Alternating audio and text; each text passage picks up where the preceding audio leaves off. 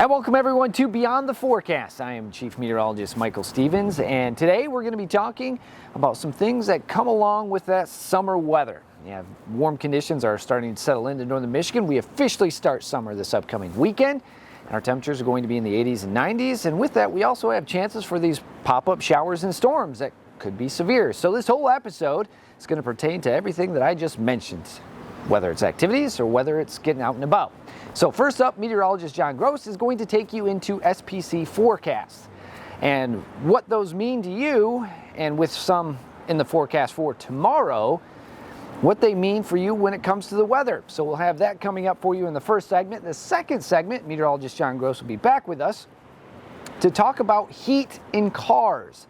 Why it is so important for you to remember to check what is in your car on these extremely warm summer days, because we are going to be well into the 90s and heat indices are going to be pushing into the 100-degree mark over the next week or so. So we'll have that coming up in a little bit, and then meteorologist Haley Fischetti will give you the ideal golfer's forecast. Yeah, see, I told you we have everything covered for you today. So we'll have all that coming up in the show, but first up, let's talk about yesterday's trivia question. Yesterday we wanted to know, what is a transparent layer of ice on pavement called? Is it ice sheets, slippery mess, black ice, or ice rink? Well, to be fair, this is two things, but it's technically black ice. That is a transparent ice over the blacktop. That's why it's called black ice. And if you said ice rink, technically that's correct. You have ice on top of cement. That's how ice rinks work. So I'll give you half credit. But today's trivia question, we want to know, true or false, frogs get louder just before it rains? QR code. That'll take you where you can answer, and we'll have the answer for you coming up on tomorrow's episode of Beyond the Forecast. Now, viewer photo of the day. This is a really cool viewer photo of the day. This was, first off, sponsored by Great Rooms and sent to us by Dorleen Page. She caught this amazing photo of a doe and her fawn who was searching for a little bit of food and was still very wobbly. That's such a beautiful photo. Thank you, Dorleen, so much for sending that in. And hopefully that fawn has a little bit more balance on its wobbly legs. All right, let's get into our show, shall we? First up is going to be meteorologist John Gross talking to you about SPC forecasts, who issues it, what it means for you, and what you have to look out for when you see these forecasts. We'll have that coming up right after the break. Well, hey there, everyone. Meteorologist John Gross. Today, we are going to be talking about severe thunderstorm categories. What exactly does that mean for you? And what exactly does that mean for me? Sometimes these categories, honestly, they can be a little bit confusing. If you've ever seen a map with some of these colors talking about severe weather chances, they might have used terms like, oh, we have a slight risk today, or oh, we have a moderate risk today. What exactly does all of that mean? Well, we're going to talk about it and talk about what each category means. Now, here's a look at them, all 6. Now, these are issued by the Storm Prediction Center, otherwise known as the SPC.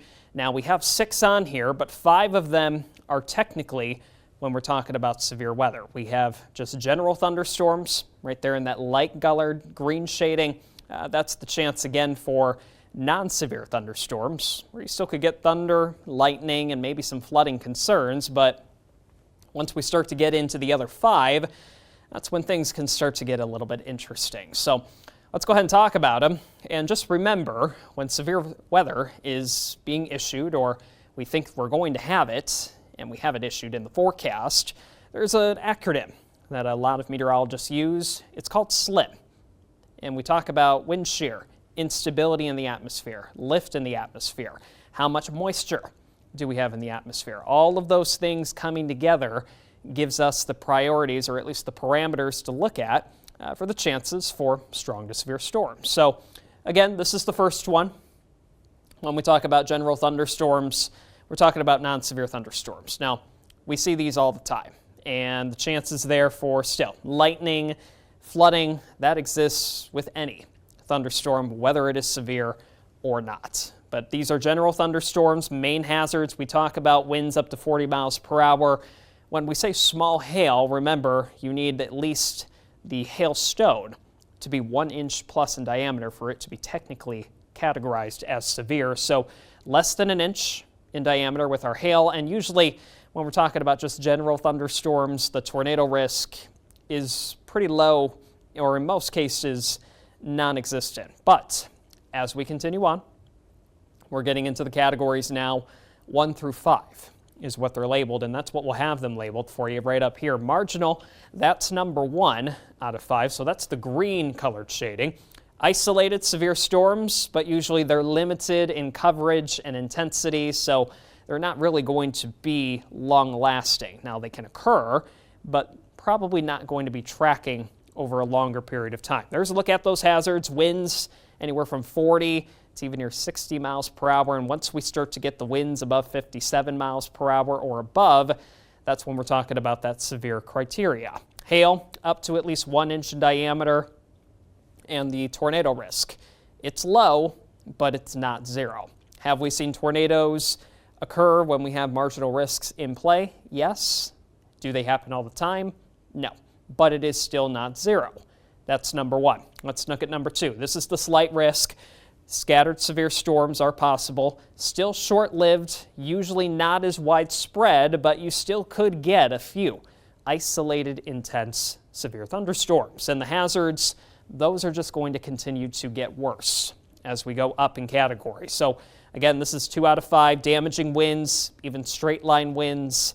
Remember, you need that 57 or greater for the winds to be categorized as severe. Hail, 1 to even near 2 inches. So now we're getting closer to golf ball sized hail potentially. And even still, the tornado risk, now we're talking about the chance for maybe 1 or even 2 tornadoes to touch down. Let's go ahead and move on. This is number 3. So now you're talking about the orange shading you would see on the map. This is called the enhanced risk. So we're now at 3 out of 5. So now we're starting to really get up on the ladder for these categories. Now we're talking about numerous severe storms. So you can have multiple severe thunderstorms. You could even have multiple tornado warnings potentially when you have an enhanced risk. These are usually more persistent, widespread, with a few of those intense storms that again can produce damaging winds, hail, usually near 1 to even near 2 inches, even 2+ at times, but usually still within that 1 to 2 inch diameter range for the hail. And now we're talking about the chance for a few tornadoes, so 2+ tornadoes could be possible when you're talking about an enhanced risk. As we move on, now we're getting to the top of our categories. These are less common to be issued, but when they are issued, we are expecting widespread severe weather. So now we're at the red shading, moderate, 4 out of 5. There it is, widespread severe storms, usually long-lived, widespread, and intense. So now we are expecting these storms to be widespread. We're expecting these storms to be long-lived, so they can move by county to county or potentially from state to state, depending on exactly what's happening. Hazards, they're usually more widespread with the damaging winds. And then you're talking about those hailstones. Remember, the past 2, we were talking about usually 1 to 2 inches.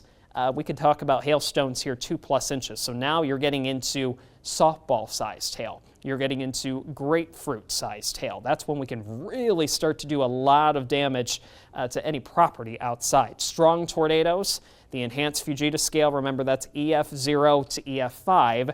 Usually when we're talking about strong tornadoes, that's when you talk about an EF3+. And those winds are easily topping 100+ miles per hour. Now, this is when we talk about the highest category, literally high. 5 out of 5, you're talking about that pink shading. Widespread storms, they're likely.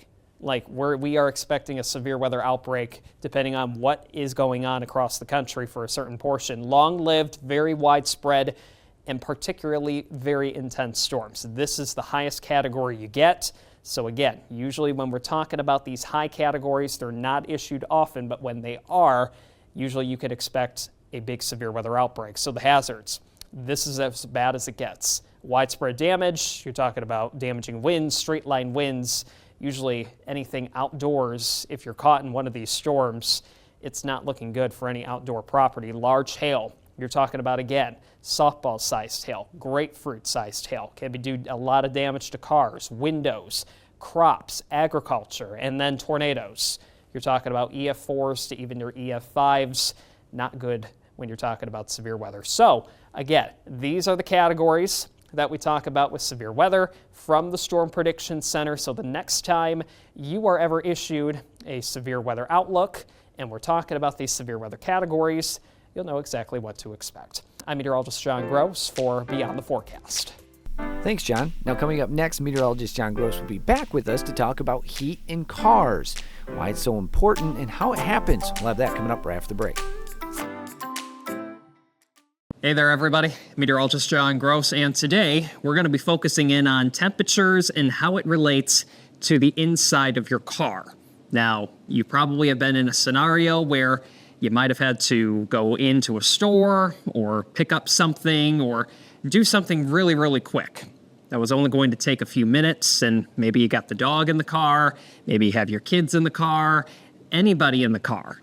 Temperatures inside a vehicle, when you're talking about summertime, if you're in the direct sunlight, it can get very, very hot very, very quickly, and it can turn very, very dangerous. And unfortunately, we have seen deaths happening from overheating, exhaustion, things of that nature. So main thing, before we start to get into some of the numbers, never leave kids or pets inside a hot vehicle, even if it's for just a few minutes, because it's very, very dangerous. Even cracking the window, you might think, well, you're letting in a nice breeze. Doesn't really make much of a difference. So here's a look at some charts that we're talking about. Now, on your x-axis, you're talking about time in minutes, and on the y-axis, we're talking about the temperature inside the vehicle over time. So our air temperature outside, here's a look at it. We're starting at 85 degrees. Just in 10 minutes, you're talking about temperatures already in the triple digits. That's just 10 minutes. Once you start to get to a half hour, you're approaching 120. And once you get closer to an hour, you're approaching temperatures inside the vehicle at 130 degrees. Now, when we're talking about normal temperatures outside on a very hot day, or it can be even a very humid day, we're usually talking about numbers in the 90s, even approaching 100, but you're adding 10, 20, even 30 degrees on top of that, and that's only temperatures at 85 degrees. Let's up the temperature. So now, temperatures outside, you're at 90 degrees. Within 10 minutes, within even 5 minutes, you're already getting temperatures close to 100. Once you're going closer to a half hour, you're closer to 125. And once you get closer to an hour, your temperatures are peaking over 130 degrees, even getting closer to 140 degrees. Very, very hot conditions. That's a place no person should be for a long period of time. Let's go ahead and up the temperature again. Now we're at 95 degrees. Within 10 minutes, 114. Very, very hot conditions. 20 minutes, 124 degrees. And even still, a half hour, you're at that 130 mark, and you're peaking closer to 140. You could even get instances where the numbers get closer to 150 within an hour. So very, very dangerous conditions. Not a place to be, especially for kids, especially for pets, in a hot vehicle for any long period of time, because you could just see how quickly the temperatures inside the vehicle, just within 10 minutes, can get very, very hot and very, very dangerous. So maybe you might think, oh, well, I left the window cracked. They'll be fine for a few minutes. 10 minutes, no problem. I'll be right back. Well, here's a look at temperatures at 92. So you got the windows cracked or even closed. Notice how close those two lines are. Difference in temperature, you're talking maybe 10 degrees. But even still, within 10 minutes, even with the windows cracked, you're already pushing into the triple digits. So even leaving the window cracked doesn't really make much of a difference in quote-unquote cooling off the inside of your vehicle. It's still going to become very, very hot very, very quickly, especially if you happen to be parked within the direct sunlight. Not going to be a place to be again for pets or kids. So going over heat exhaustion, heat safety, that is at the top of our list. And new vehicles, nowadays, they even have a feature in the car to when you turn it off, it tells you or it reminds you to check your back seat. Because unfortunately, we have seen time and time again of deaths, not only from pets, but even small children being left in a car, forgetting them in the car, thinking they'll be fine in the car for about 10 or 15 minutes. So just try to avoid it altogether, making sure that everybody that you love is staying safe and staying cool. And just other heat exhaustion tips: hydration. Water is key. Our bodies are made of 2/3 water, so when you're sweating it out to try and cool off your body naturally, you need to replace that water. So making sure that you are staying hydrated, drinking water, not sport energy drinks, not alcohol. You can enjoy something like that, but in moderation, especially when you're talking about very, very hot conditions. So hydration, key. Trying to reduce any strenuous activities outside if you can. I know certain jobs require you to work in very hot conditions for long periods of time. So making sure that you're taking breaks at times if your body needs it, trying to find shade, trying to find any AC, maybe putting a cold towel on the back of your neck just to help to cool you off. Any of these little things can go a long way when you're talking about a very, very hot day. And last but not least, this is another one that we talk about: the clothing that you wear. It absorbs more sunlight if it's darker. So wearing lightweight, light-colored clothing can just help to keep you a few degrees cooler, not only outside, but even inside your vehicle on a very hot day. I'm meteorologist John Gross reporting for Beyond the Forecast. Thanks again, John. Now, coming up next, we're going to send it over to meteorologist Haley Fischetti, who's going to give us the ideal golf forecast. We'll have those details right after the break. Welcome back to Beyond the Forecast. It's meteorologist Haley Fischetti, and today we're going to be talking about the perfect golfing weather. I get a lot of Facebook messages and even friends asking, when can I go golfing as we reach spring months with warmer temperatures and brighter skies? But sometimes the weather isn't the best conditions to go golfing, even if it looks like it is. So did some research, and I'll tell you when the perfect day for golfing really is. So sunny days, normally you think it's a really nice day out there, but actually consecutive days of bright sunny skies can actually hurt the grass, causing less friction as you're golfing. So you kind of want some moisture in between your golfing as we continue into the spring months. So you really want that rain. Sunny days also affecting the growth of the grass, which can also lead to speed changes when it comes to your golf ball. Light rain is actually a good thing. If you can maybe golf in a drizzle, that's going to be your best bet to get some really nice friction on your golf ball, looking at some smoother drives as you continue throughout the course, and that can also help your ball stay on the greens more often. However, heavy rains, that is not the answer. It is not good for golf courses at all. As you can see, ponding or pooling by the holes could even cancel some golf tournaments you might have in the next couple of weeks as we watch for more severe weather and some heavy rainfall to develop. So something you want to watch for. While light rain is good, heavy rain you might want to stay away from, as it's just hurting the golf course as we continue into the summer months. Now, some other information you might want to have. Now, the difference between warm air and cold air. Warm air, as you are golfing, actually helps with resistance of the ball. It makes your drives go a little bit further as there's less resistance in the air. As cold air is pretty dense, if you were to golf in colder temperatures, it actually shows resistance on your ball, meaning you're not going to go as far down the drive or down the green as you hope. So warmer temperatures actually help you, which is good as we continue to see warmer temperatures into the next couple of weeks. Winds, of course, also playing a pretty big part across your golfing, as a lot of us look at breezy winds as not so great, kind of directing which way your ball is going to go, and then the difference between timing of day. The morning time is actually the best time to probably go golfing compared to the afternoon. In the early morning hours, you have pretty light winds. As you increase into the afternoon, winds start to head further down to the surface level as the jet stream moves around the surface. And that's why you see breezy winds across the region, which could impact your play. So really the best time for golfing is when it's a partly cloudy day, as that sun's not going to affect the dry grass.